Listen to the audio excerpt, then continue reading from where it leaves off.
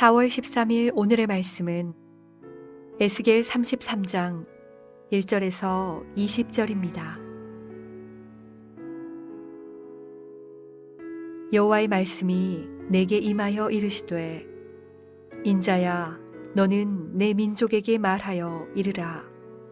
가령 내가 칼을 한 땅에 임하게 한다 하자. 그 땅 백성이 자기들 가운데의 하나를 택하여 파수꾼을 삼은 그 사람이 그 땅에 칼이 임함을 보고 나팔을 불어 백성에게 경고하되 그들이 나팔 소리를 듣고도 정신 차리지 아니하므로 그 임하는 칼에 제거함을 당하면 그 피가 자기의 머리로 돌아갈 것이라. 그가 경고를 받았던들 자기 생명을 보존하였을 것이나 나팔 소리를 듣고도 경고를 받지 아니하였으니 그 피가 자기에게로 돌아가리라. 그러나 칼이 임함을 파수꾼이 보고도 나팔을 불지 아니하여 백성에게 경고하지 아니하므로 그 중에 한 사람이 그 임하는 칼에 제거당하면 그는 자기 죄악으로 말미암아 제거되려니와 그 죄는 내가 파수꾼의 손에서 찾으리라. 인자야 내가 너를 이스라엘 족속의 파수꾼으로 삼음이 이와 같으니라. 그런즉 너는 내 입의 말을 듣고 나를 대신하여 그들에게 경고할지어다. 가령 내가 악인에게 이르기를 악인아 너는 반드시 죽으리라 하였다 하자. 내가 그 악인에게 말로 경고하여 그의 길에서 떠나게 하지 아니하면 그 악인은 자기 죄악으로 말미암아 죽으려니와 내가 그의 피를 내 손에서 찾으리라. 그러나 너는 악인에게 경고하여 돌이켜 그의 길에서 떠나라고 하되 그가 돌이켜 그의 길에서 떠나지 아니하면 그는 자기 죄악으로 말미암아 죽으려니와 너는 내 생명을 보존하리라. 그런즉 인자야 너는 이스라엘 족속에게 이르기를 너희가 말하여 이르되 우리의 허물과 죄가 이미 우리에게 있어 우리로 그 가운데에서 쇠퇴하게 하니 어찌 능히 살리오 하거니와 너는 그들에게 말하라. 주 여호와의 말씀이니라. 나의 삶을 두고 맹세하노니 나는 악인이 죽는 것을 기뻐하지 아니하고 악인이 그의 길에서 돌이켜 떠나 사는 것을 기뻐하노라. 이스라엘 족속아 돌이키고 돌이키라. 너희 악한 길에서 떠나라. 어찌 죽고자 하느냐 하셨다 하라. 인자야 너는 내 민족에게 이르기를 의인이 범죄하는 날에는 그 공의가 구원하지 못할 것이요 악인이 돌이켜 그 악에서 떠나는 날에는 그 악이 그를 엎드러뜨리지 못할 것인즉 의인이 범죄하는 날에는 그 의로 말미암아 살지 못하리라. 가령 내가 의인에게 말하기를 너는 살리라 하였다 하자. 그가 그 공의를 스스로 믿고 죄악을 행하면 그 모든 의로운 행위가 하나도 기억되지 아니하리니 그가 그 지은 죄악으로 말미암아 곧 그 안에서 죽으리라. 가령 내가 악인에게 말하기를 너는 죽으리라 하였다 하자. 그가 돌이켜 자기의 죄에서 떠나서 정의와 공의로 행하여 저당물을 도로 주며 강탈한 물건을 돌려보내고 생명의 율례를 지켜 행하여 죄악을 범하지 아니하면 그가 반드시 살고 죽지 아니할지라. 그가 본래 범한 모든 죄가 기억되지 아니하리니 그가 반드시 살리라. 이는 정의와 공의를 행하였음이라 하라. 그래도 내 민족은 말하기를 주의 길이 바르지 아니하다 하는도다. 그러나 실상은 그들의 길이 바르지 아니하니라. 만일 의인이 돌이켜 그 공의에서 떠나 죄악을 범하면 그가 그 가운데에서 죽을 것이고 만일 악인이 돌이켜 그 악에서 떠나 정의와 공의대로 행하면 그가 그로 말미암아 살리라. 그러나 너희가 이르기를 주의 길이 바르지 아니하다 하는도다. 이스라엘 족속아, 나는 너희가 각기 행한 대로 심판하리라 하시니라. 어제 부활절까지 우리는 마가복음을 묵상하고 함께 큐티했습니다. 오늘부터는 구약 에스겔서 후반부를 함께 읽으면서 큐티하게 될 것입니다. 하나님께서 말씀 가운데 역사하시고 깨닫게 하시리라 믿습니다. 에스겔에 대해서 잠시 알아보겠습니다. 에스겔은 BC 593년 바벨론의 그발 강가에서 하나님의 부름을 받고 예언자로 세워집니다. 에스겔이 부름받은 그때는 BC 597년 바벨론이 예루살렘을 쳐서 여호야긴 왕과 10,000명의 귀족들을 포로로 잡아가고 예루살렘에는 시드기야라고 하는 꼭두각시 왕을 세워두고 많은 귀족들과 잡혀온 왕이 예루살렘에서 포로 생활을 하던 그때였습니다. 제사장 부시의 아들인 에스겔은 여호야긴 왕과 함께 바벨론의 포로로 끌려온 그룹에 속해 있었는데 그가 살아가던 그 땅 그 시절에는 바벨론이 굉장한 세력을 가진 강대국이었고 그 당시에 바벨론은 아직까지 예루살렘을 완전히 함락시키지 않았기 때문에 다시 한 번 더 두 번째 침공을 노리고 있던 때였습니다. 그러니 느부갓네살에 의해 끌려온 1차 포로들은 그 모든 시간을 마음을 졸이면서 바벨론 땅에서 예루살렘을 바라보는 그러한 입장이었던 것입니다. 이 당시 예루살렘에는 역시 제사장의 아들이자 걸출한 예언자 예레미야가 활동을 준비하고 있었습니다. 에스겔과 예레미야가 서로 몰랐다 할 수 없고 둘은 꽤 자주 연락하는 사이였을 것이라고 학자들은 추측합니다. 이런 상황에서 하나님은 에스겔에게 심판을 예언하게 하십니다. 그 심판의 예언은 어떤 때보다 엄중하고 준엄한 것이었고 또 이스라엘을 포함한 많은 이방 민족까지 하나님은 예언의 말씀을 에스겔을 향해서 전하게 하셨습니다.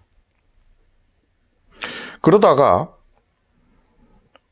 BC 587년 느부갓네살 왕에 의해서 예루살렘과 그 성전이 완전히 무너지기 바로 직전, 우리 에스겔서로 치면 33장부터 하나님은 에스겔에게 심판의 예언에서 파수꾼의 역할을 맡기며 회복을 선포하게 하십니다.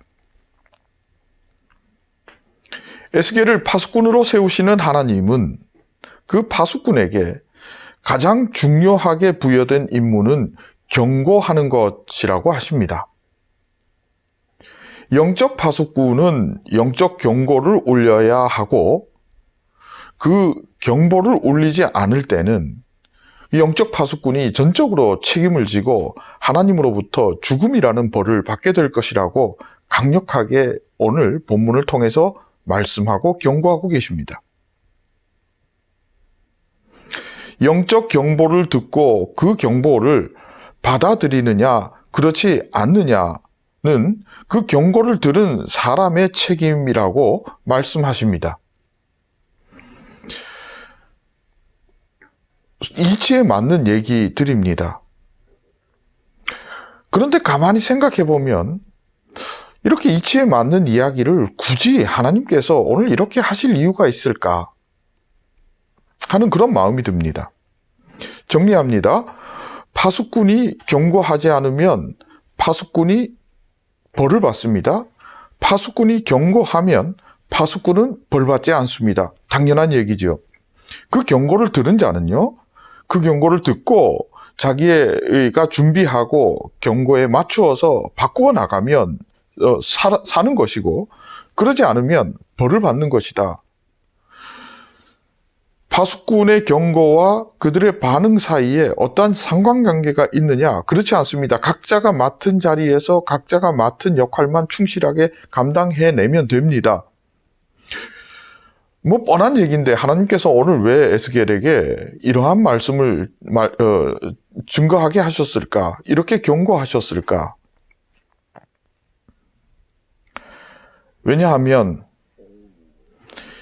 예루살렘에 하나님께서 파수꾼으로 세워둔 많은 사람들이, 아니 전부가 그 파수꾼의 역할을 하지 못했기 때문에 오늘 이러한 상황, 예루살렘이 무너지는 상황이 오게 된 것을 하나님께서는 안타까워하셨기 때문입니다.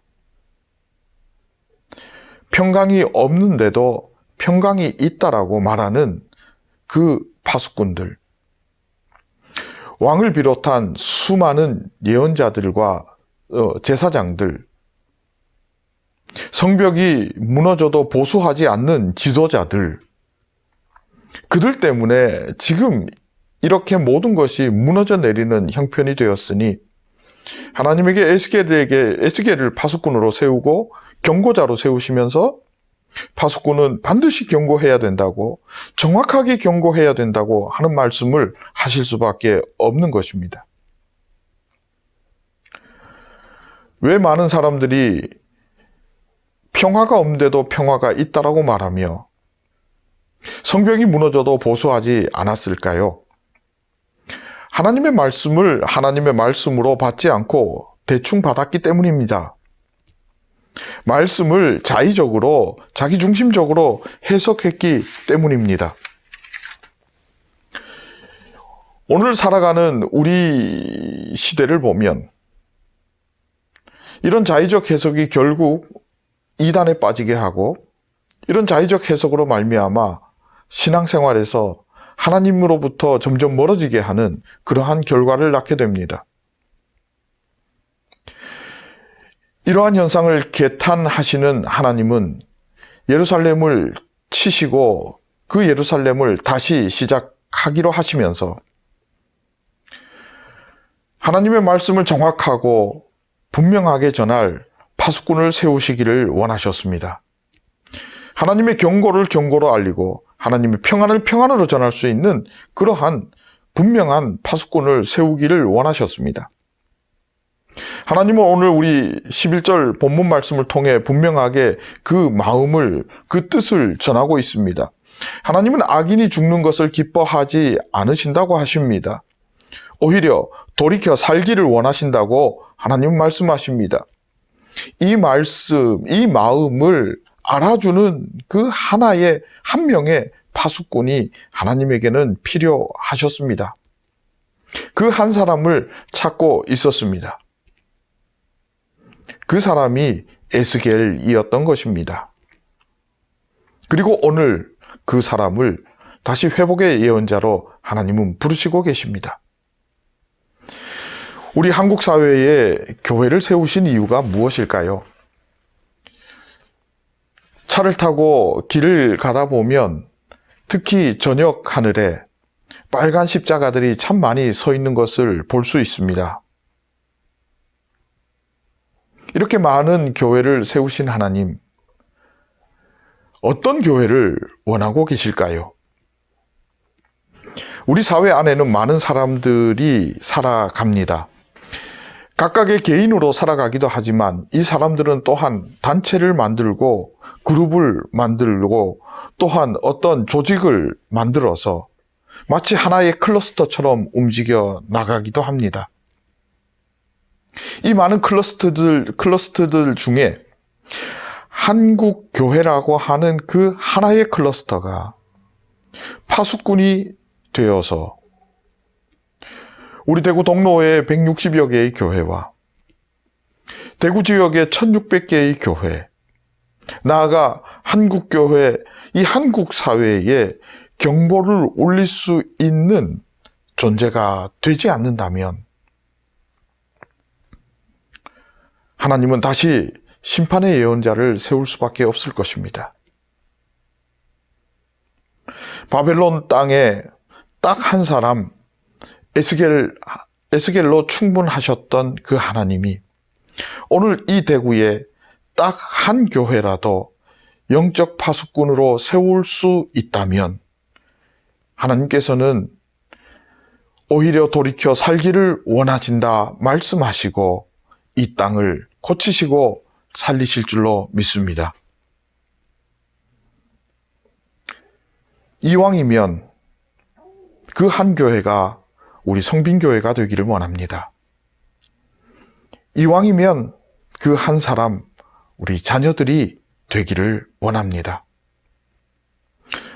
우리 교회가 이 땅의 에스겔이 되고 우리 자녀들이 그리고 나 자신이 이 땅에 하나님의 말씀을 정확하게 울릴 수 있는 에스겔이 되기를 진심으로 축복하고 소망합니다.